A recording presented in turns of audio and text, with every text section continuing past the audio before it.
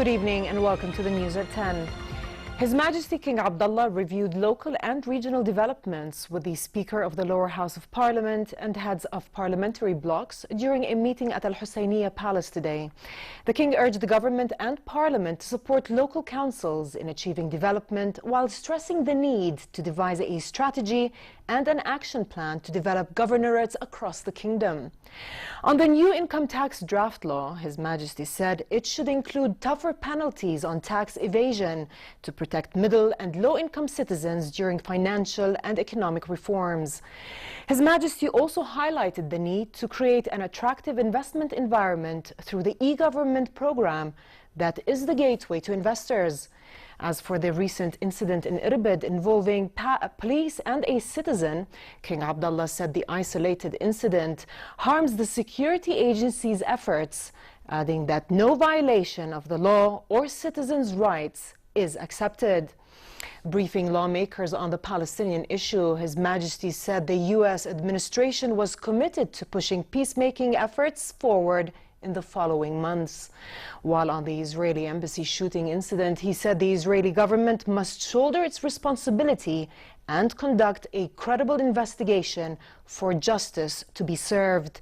On Syria, King Abdullah underscored the importance of the ceasefire agreement in the southwest of the country, saying the agreement was a Jordanian effort that brought together world powers to the table in Amman.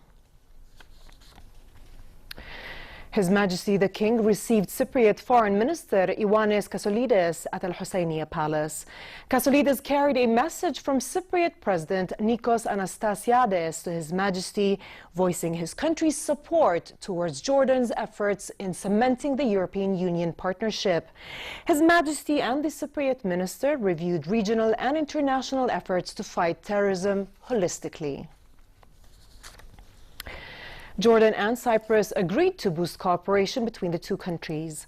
Minister of Foreign and Expatriate Affairs Ayman al-Safadi agreed to establish a joint working group to follow up on joint issues and agreements with his Cypriot counterpart, Ioannis Kasoulides.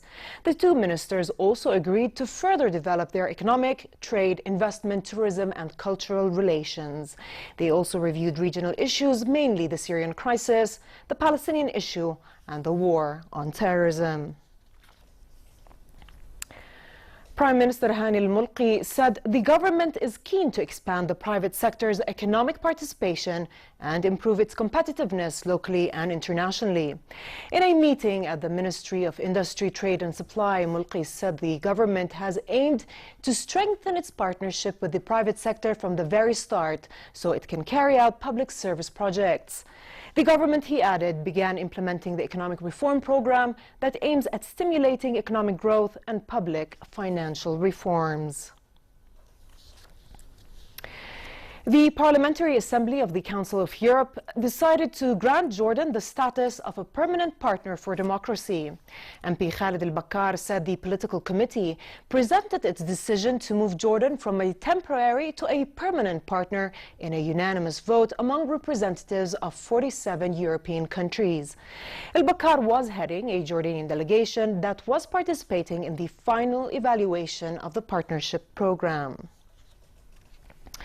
Her Majesty Queen Rania met members of the second cohort of the Teacher Education Professional Diploma during a visit to the Queen Rania Teacher Academy.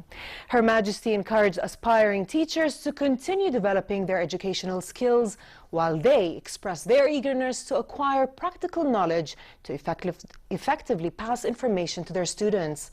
Those selected to join the diploma were granted scholarships by the government in return for their commitment to teaching in public schools for a specific period of time. In sports, Ireland's Sam Bennett took the second stage win after a sprint finish in the Tour of Turkey in Fethiye. Bennett won the first stage of the race in another sprint for the line yesterday. Edward Thiones of Belgium and Riccardo Minali of Italy finished second and third, respectively. Bennett is just 10 seconds clear of Thiones in the overall classification. Tomorrow's stage is a 129-kilometer route from Fethiye to Marmaris.